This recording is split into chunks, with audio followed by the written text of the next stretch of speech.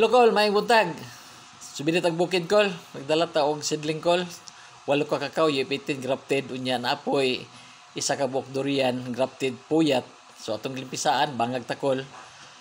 Nya, pagpagbangag, ato dayon siyang basalan og abono. Ato ding gibangag, gibag gamit aron kol pang basal. Kining abono kol is complete fertilizer siya, 14-14.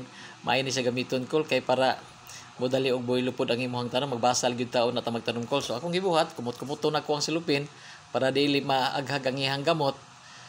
Nasdagan ni aghag gamay kol. So ato siyang ibutang og hinahinay ni pud nato siya og tabon para di gyud siya kay matarog, para dili siya ma-stress, dali ra siya kayo mo recover.